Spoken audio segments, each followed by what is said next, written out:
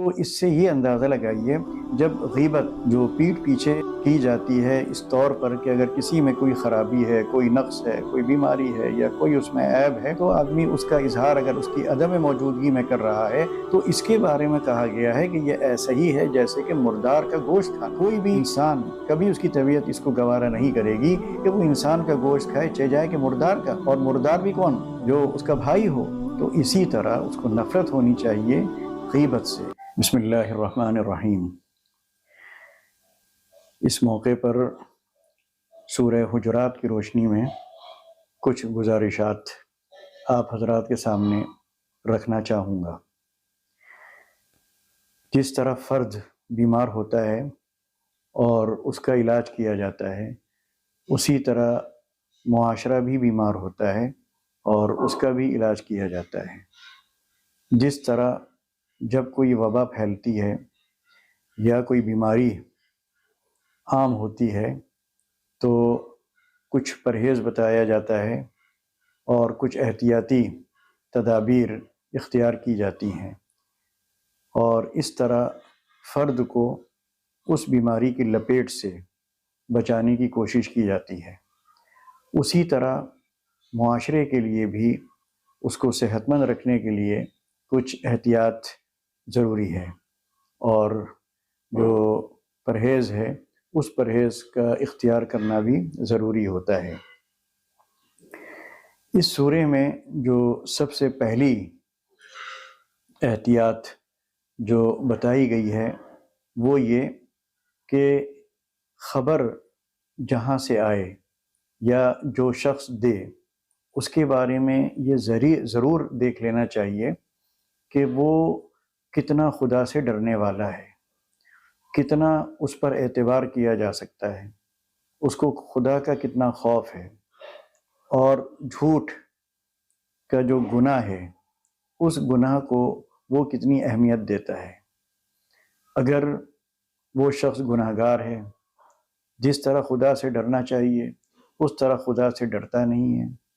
جواب دہی کا اسے کوئی احساس نہیں ہے، تو اس کی خبر پر یا اس کی اطلاع پر یا اس کی بات پر تحقیق کرنا بہت ضروری ہے، کیونکہ قرآن کریم میں یہ کہا گیا ہے کہ اگر کسی فاسق یعنی گناہ گار، نافرمان، خدا سے نہ ڈرنے والے شخص کی خبر پر یقین کر کے کوئی اقدام کیا جائے گا یا کوئی کارروائی کی جائے گی تو اس کا پورا امکان ہے کہ بعد میں پچھتانا پڑے اور شرمندگی اٹھانی پڑے۔ اسی طرح دوسری بات جو کہی گئی ہے سماج کو صحت مند رکھنے کے لیے جو بڑی ضروری ہے کہ مرد اور عورتیں دونوں اس میں شامل ہیں، کہ دونوں کو چاہیے کہ وہ ایک دوسرے کا مذاق نہ اڑائیں۔ کیوں؟ اس لیے کہ اس کا پورا امکان ہے کہ جس کا مذاق اڑایا جا رہا ہے ہو سکتا ہے وہ مذاق اڑانے والے سے بہتر ہو، وہ عورت بھی ہو سکتی ہے اور وہ مرد بھی ہو سکتا ہے۔ اسی طرح ایک ہدایت یہ بھی دی گئی ہے اس سورے میں سماج کو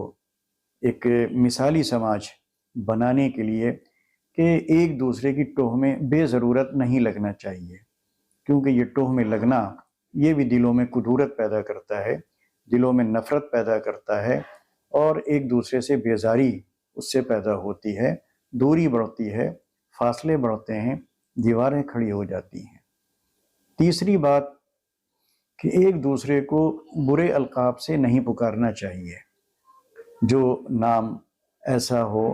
اچھا رکھا گیا ہے اور آپ اس کو دوسرے نام سے پکاریں جو اس کے کسی عیب پر دلالت کرتا ہے۔ مثال کے طور پر ایک آدمی کا نام حامد ہے لیکن اس کو ایک مرض ہے،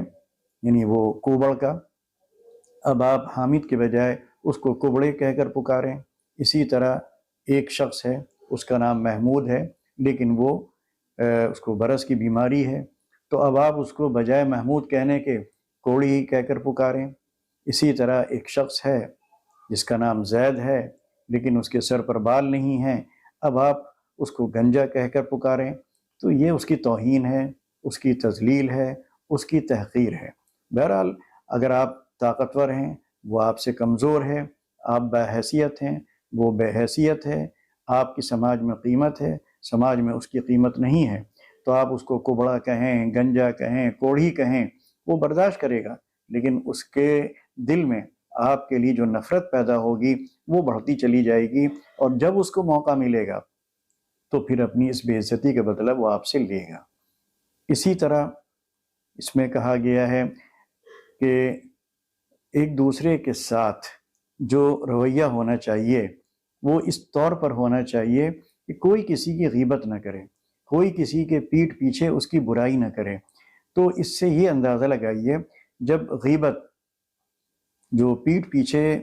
کی جاتی ہے اس طور پر کہ اگر کسی میں کوئی خرابی ہے، کوئی نقص ہے، کوئی بیماری ہے یا کوئی اس میں عیب ہے، تو آدمی اس کا اظہار اگر اس کی عدم موجودگی میں کر رہا ہے تو اس کے بارے میں کہا گیا ہے کہ یہ ایسا ہی ہے جیسے کہ مردار کا گوشت کھانا۔ مردار کا گوشت کھانا، کوئی بھی انسان کبھی اس کی طبیعت اس کو گوارا نہیں کرے گی کہ وہ انسان کا گوشت کھائے، چاہے جائے کہ مردار کا، اور مردار بھی کون؟ جو اس کا بھائی ہو۔ تو اسی طرح اس کو نفرت ہونی چاہیے غیبت سے۔ تو جب غیبت اتنا بڑا گناہ ہے اور غیبت کے یہ نقصانات سماج کو پہنچتے ہیں، تو جہاں تہمت لگائی جاتی ہو، جہاں جھوٹے الزامات لگائے جاتے ہوں، جہاں فرضی باتیں کہی جاتی ہوں جو اس میں نہ پائی جاتی ہوں، تو وہ کتنا بڑا گناہ ہوگا۔ تو یہ 4 باتیں جو میں نے ابھی آپ کے سامنے رکھی کہ مذاق نہ اڑایا جائے، اور خدا کے باغی، نافرمان، سرکش، گناہگار کی بات پر یقین نہ کیا جائے، ایک دوسرے کی ٹوہمیں بلا وجہ نہ لگا جائے، اور ایک دوسرے کو برے القاب سے پکارا نہ جائے، اور کسی کی غیبت نہ کی جائے۔ اگر ہم یہ احتیاط اپنا لیں گے تو انشاءاللہ امید ہے کہ ہمارا سماج، ہمارا معاشرہ جو دھیرے دھیرے بگڑتا جا رہا ہے اور بہت تیزی کے ساتھ وہ بگڑتا جا رہا ہے، اس کو ایک مثالی معاشرہ بنانے میں ہم کامیاب ہو جائیں گے، اور ہمارا معاشرہ ایک صحت مند معاشرہ ہوگا جو ہر قسم کی بیماری سے پاک ہوگا، ہر عیب سے پاک ہوگا، اور ہر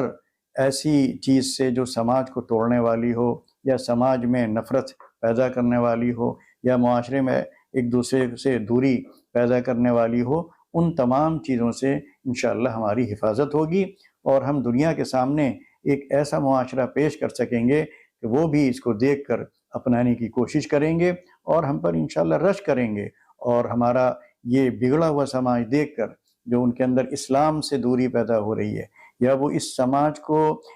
کے بارے میں ان کا یہ جو خیال پیدا ہوتا ہے کہ یہ اسلام کی وجہ سے ایسا ہو رہا ہے یا اسلام پر عمل کرنے کی وجہ سے ایسا ہو رہا ہے، یہ خیال ان کا انشاءاللہ دور ہوگا، اور اسلام کی ایک اچھی تصویر ان کے سامنے آئے گی۔ خدا حافظ۔